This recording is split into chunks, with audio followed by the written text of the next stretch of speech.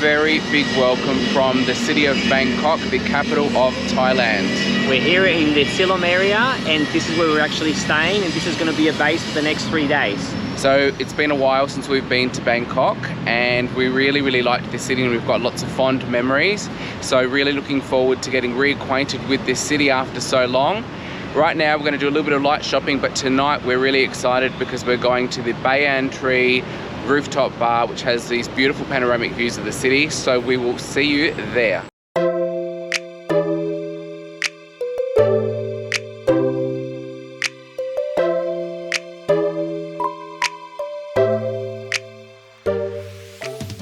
So we have just made our way up to the Moon Bar, which is part of the Bayan Hotel, and we're enjoying a drink overlooking the panoramic view of Bangkok. The view from up here is absolutely beautiful, and the sunset in the distance is magical. This is the perfect start to our Bangkok holiday.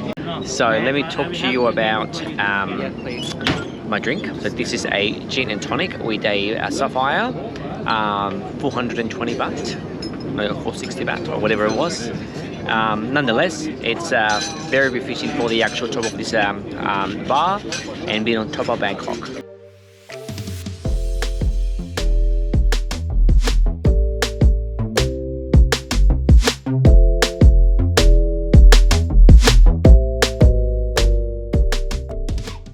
So this morning we have gotten up and recovered nicely from our time at the Moon Bar, and that was absolutely beautiful.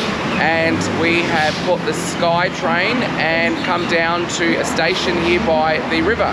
So the plan right now is actually going to go down the river, go for a bit of a cruise and check out the areas around the river.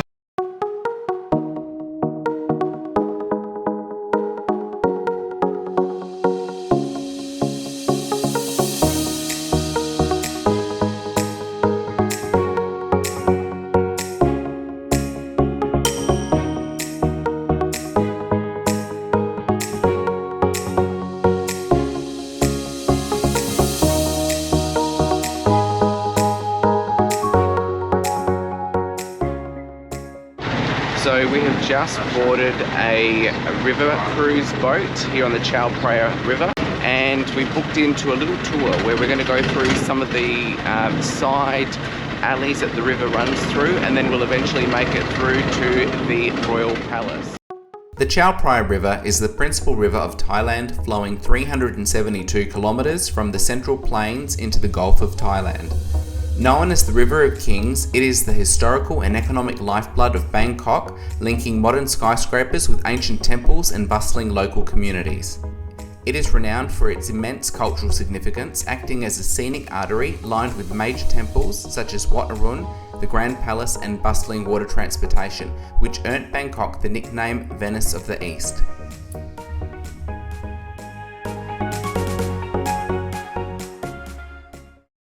So we've just gotten off of the boat that we were on, and we've come to the Royal Palace.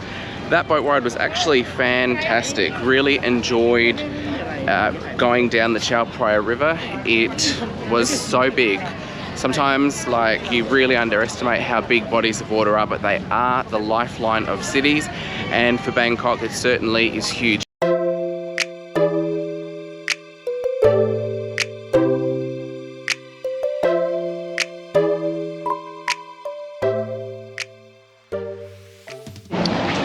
So we're just making our way through to the Royal Palace, and there's some rules with regards to clothing that you need to abide by, and for us it's meant that we've needed to buy some pants, but the pants were 150 baht, which were quite cheap, about $6 and something cents Australian.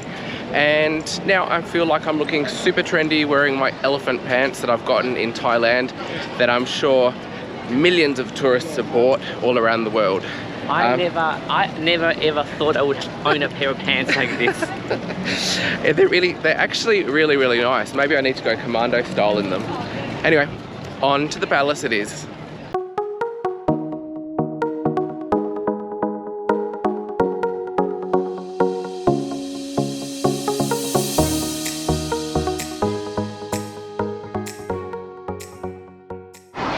So we have just purchased our tickets and they were 500 baht each. We have opted just to do our own self-paced tour, but there's quite a few tour guides here with groups of people or just wanting to see if they can get some business. The Grand Palace is Bangkok's most iconic and visually spectacular landmark. Established in 1782 by King Rama I, this massive 94-hectare complex served as the official royal residence and administrative seat of the Thai kingdom for nearly 150 years. Today it remains the spiritual heartland of Thailand, combining breathtaking architecture, shimmering golden spires and deep cultural heritage.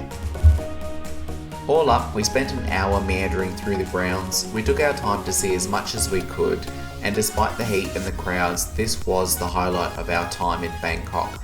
The buildings were absolutely spectacular and really unique. If there is one place that you come when you're in Bangkok, it has to be here. So we are slowly moving through the complex and now making our way through to the Royal Palace. There's a lot of people here and the buildings are beautiful. Really enjoying seeing all these buildings. They're so unique and colourful.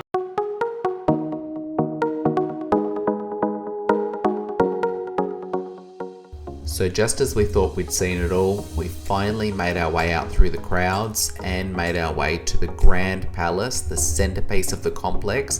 It was absolutely divine, like something out of a fairy tale. So we've now entered the vicinity of the Grand Palace and the building is so big and grand and beautiful. Wouldn't you just love to have a house like this? Maybe not. Very grand. I think this is like one of those palaces that's on par with some of the many European palaces and other palaces around the actual world. I think a tip would be to come in the morning, I think, because it's very hot in the afternoon. Definitely. It's actually just gone on 3 and I think we've come right in the peak of the day. But lots of people here. Here in the Grand Palace area, it seems to open out a little bit more, so we feel like we've got our own little private space. But initially when we came in, we were like packed sardines. So a bit of air now, kind of going through our little elephant pants, which is nice. So I'm not sure whether this is going to be a permanent fashion choice whilst in Thailand, but it definitely goes. All right then.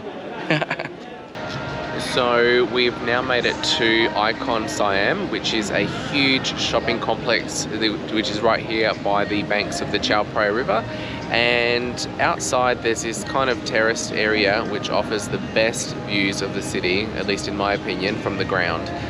Especially right now that it's actually the afternoon, so you get in that sort of like, I guess, afternoon sun that's actually reflecting off the buildings, so it looks quite peaceful. And it's still pretty hot. It's around 33 degrees. Humidity is pretty up there, but it's definitely been a full-on day here at Bangkok. Yeah, Icon Siam has offered a little bit of respite. It's actually cold in there, so if you want to kind of get out of the heat and then like go into a refrigerator, go in there. Yeah. But lots of people, lots of shopping, and so many options in this beautiful city. We've now come down to the lower level, still outside of the Siam Icon shopping complex, but this level is right on the water. There's lots of people gathered here just looking out into the horizon of the buildings and the landscape and all of that.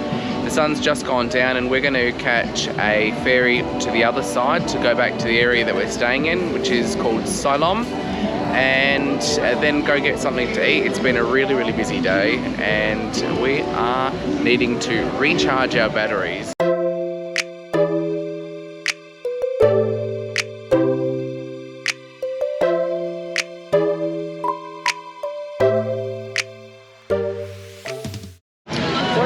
So we've made our way to the Eagle Nest Rooftop Bar. This is a rooftop bar which is just on the banks of the Chao River, and it actually overlooks the temple of Wat Arun across the river, and the sun sets in that direction, and that gives for a beautiful view of the Wat Arun, which is currently lit up as well at the moment. These rooftop bars are super busy, lots of people here at the moment. Yeah, so lots of people here, so it's probably best to come here quite early, and I think because there's a lot of people, it can be quite crowded. But like Jeremy said, the view's fantastic, and at the moment there's a very nice breeze happening through. So yeah, recommended. Alright, so we have now left the Eagle Nest Rooftop Bar and we have caught a tuk-tuk and are on our way to Chinatown. I feel like I'm in a nightclub at the moment because the tuk-tuk's all illuminated with all these green lights, but how exciting. It took till 250 baht and on our way.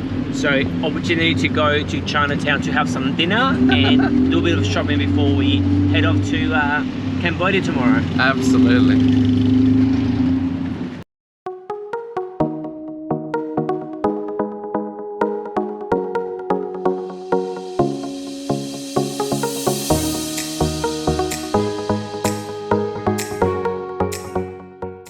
Bangkok Chinatown is the largest Chinatown in the world. It is also quite arguably one of the best Chinatowns to visit as well.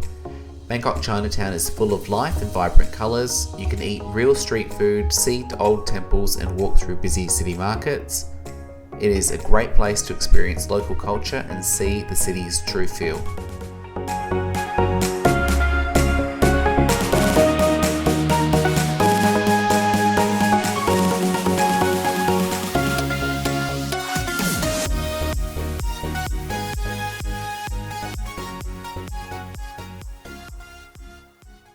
So we've now entered the Chinatown district and we are looking for somewhere to eat. This place is absolutely on steroids at the moment. People are everywhere. There's just so many food options and really my sensories are going everywhere at the moment.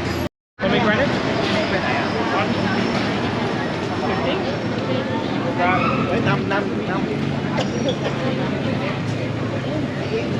This is pomegranate juice. It's amazing.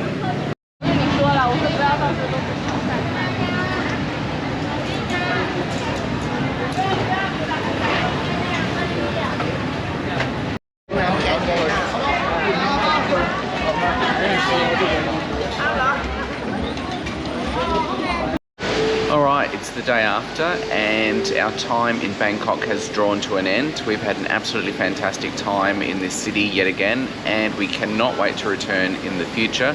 We've done so many different things and we could have done so much more, but that's it for now. Thank you for watching and we'll see you on our next travels in Cambodia.